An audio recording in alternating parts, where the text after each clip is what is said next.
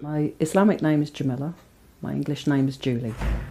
I'm 52 years old and I've been a Muslim for over 20 years. My parents were 100% English. I was born in a small village called Denton in the middle of nowhere and lived in Northamptonshire most of my life. My parents were atheist and my grandmother was a Baptist Christian, and I grew up with my grandmother, so I followed what she followed because she would drag me along every Sunday, and I became quite involved with the church and running the toddler group and doing the coffee mornings, and pretty much my life evolved around it. Quite a serious Christian. I was working with a lady who was a social worker with Women's Aid, and I found out she was Muslim, and I was quite upset because I had the outside image of the Muslims being oppressing women and being violent and aggressive and basically not very nice. So I was quite distressed for her, so I decided I was going to convert her to Christianity. And after a few months she got fed up with me, so she said one day, right, I give you a challenge. If you can find any fault, any mistake, any one thing that's not correct with Islam, not with the people, with Islam, with the Quran, the Hadith or the Sharia law, I'll come to Christianity. So I said, oh, that's great, that's going to be easy, I'll do that. So I took the challenge and I bought some books and I read and I read and I read some more, and I couldn't find anything wrong. And I tried everything. I had quite a bookshelf before I actually decided there wasn't anything wrong. And it was perfect. And all the answers were there, the answers you couldn't find in Christianity. In the Bible I found so many flaws and downright mistakes in places. And when you ask a minister, what about this? It says in Corinthians this, and then it says in Ephesians this. Which is true? It's always a matter of faith. If it's a book of God, there's no faith, there's fact. And I found in Islam the facts were there. Everything was black and white. There was an answer. There wasn't anything where anyone went, well, make your mind up. Because we're human, we shouldn't have to make our mind up. So I found Islam was perfect.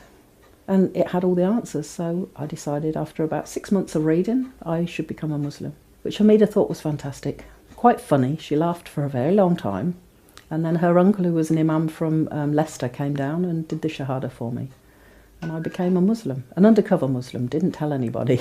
I didn't want anybody to know because I still remembered what my image of Islam was, my preconceived, media-induced image, which was very negative, and I knew I was going to get so much trouble. I knew my family would my mum and dad hated me being a Christian. What would they do when I was a Muslim? This would be a shootable offence, I'm sure. So I just didn't tell anyone. My children knew. The people in the church, I was having a few issues with them anyway, so I just stopped going. And when anybody asked, why don't you go? Oh, well, I'm busy. Got something else to do, and I just fobbed them off every time. I didn't give them a definitive answer, so they assumed it was from the other problems that were going on. One of my kids carried on going to the church for quite a few years afterwards, and I had my own business, and I was working predominantly with older English ladies, a lot from the church, and they would ask me, why don't you go? Oh, just I'm busy. And I thought, if they knew I was Muslim, my business would be finished, nobody would want to talk to me, they'd probably send me off to one of these brainwashing camps like the Jehovah's Witnesses have or something, because it still felt like it was something wrong, because the media have got such a bad image. And I thought, how do I convince everybody? It took me 6 months of reading incessantly to find the truth. How am I going to convince everybody? Especially my mum and dad, who were very racist, very anti-religion, they were atheist. So fast forward 3 years of being a Muslim, and I decided I wanted to get married again. And I met a guy who was originally from Zanzibar, and we got married.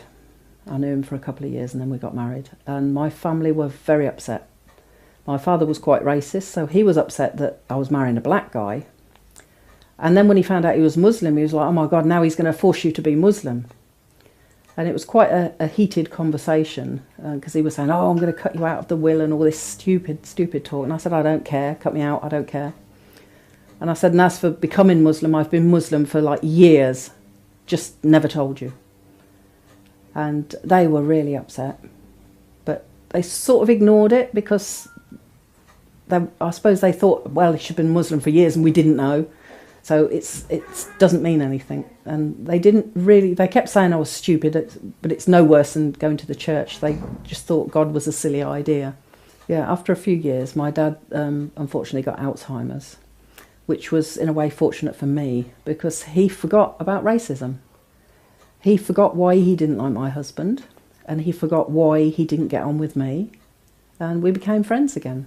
My husband never went in the house again because we were worried that if he saw him, he would remember why he didn't like him.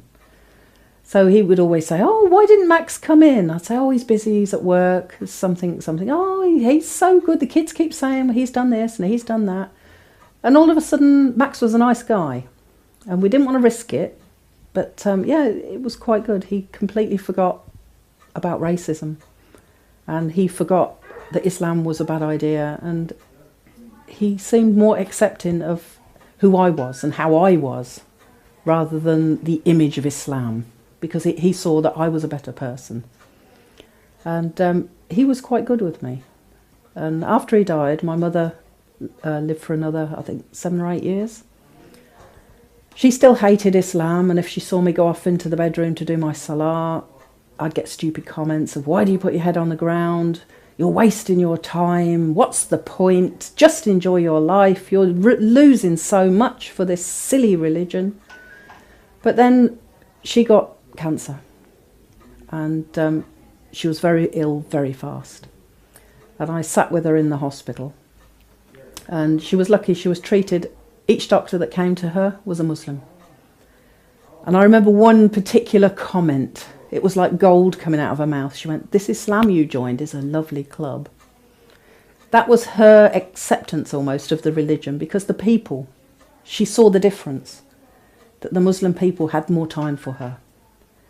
They were kinder with her. They talked better with her. She had one non-Muslim doctor who was very abrupt and went, look, we've got to do this and we've got to do that. And she was like, I don't like you, I don't want you again. Because she realised some people are caring, some people are not. Not necessarily with the religion, but, you know, it helped. And then one day when she was very ill, I didn't want to leave her bedside. I was sleeping there. So I had to do my salah there. She was resting, so I pulled the curtain round. And I started doing my salah, and she started waking up. And I thought, what do I do? Do I stop my prayer? Do I talk to her? Do I wait for her to call me? What do I do? So I just carried on praying, and she's moaning and groaning and waking up. And then she went quiet, and I thought, oh, thank God for that, she's gone back to sleep.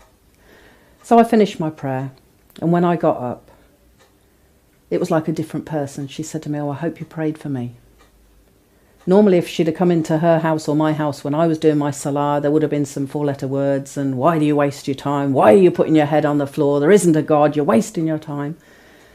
But all of a sudden, she seemed to realise that this was important.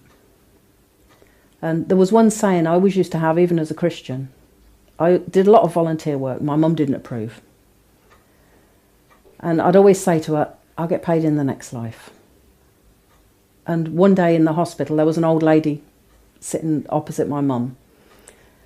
And there isn't enough nursing staff. And she was sliding out of her chair. And she got her feet on the cold floor. So I went and I helped her back into her chair, and I took a pillow off one of the beds and I put it under her feet. And when I went back, my mum said to me, she goes, yeah, I know, you'll get paid in the next life.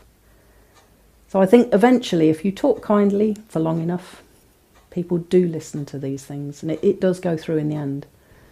But it was a hard few years. I had to be so careful what I said. Even if they asked me a question about Islam, I had to be very careful how I worded it. Because although Islam's perfect, people aren't, and we very often get things wrong, especially if it's stressful. Before I was Muslim, when I was Christian, I suffered a lot with stress. I was on my own with 4 kids, and I run my own business, and constantly under stress. The doctors had put me on Prozac. I used to have panic attacks. I used to have a terrible temper. Before I had the kids, I was always fighting, always in trouble. And after I became Muslim, not straight away, but slowly I became more patient. I became happier. I stopped taking the Prozac. My doctors went crazy at me because one day I just thought, I don't need this. And I stopped, which apparently you can't do. You should slowly stop. But I just went in the bin.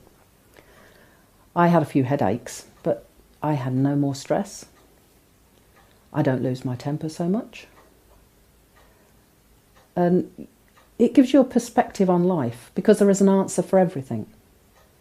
I think without Islam, I wondered why things happened. Especially as a Christian, because they teach this, oh, God is love, Jesus forgives, everything is fantastic. And it's not. Life is a test. And if you don't think it's a test and something bad happens, stress. Because you can't, how do you know why this has happened? In Islam, we know there's benefit in everything. Even if there's one hadith, if you prick your finger with a thorn, it takes away your sins. So in Islam, if you fall down in the snow and you bruise something, you think, oh, that's good. That's took something I've done. And there's a reason for it. Once your perspective changes and the Islamic perspective comes in, if something bad happens, you think, okay, this is for a reason. And this is making me better. And you're happy about it. Everything is for a reason. When you believe this and you live by it, you're never short of anything. It's only when you start to think, oh, I've got this big problem and this big problem's crushing me. You allow it to crush you. When you say, I've got this big problem, but my God is bigger. And this big problem is making me better. It's a small problem. So I'd advise you to read more and learn as much as you can, because a lot of people who are born Muslim, they've got their culture mixed with their Islam. And you don't want to get confused and go for the culture and not the Islam.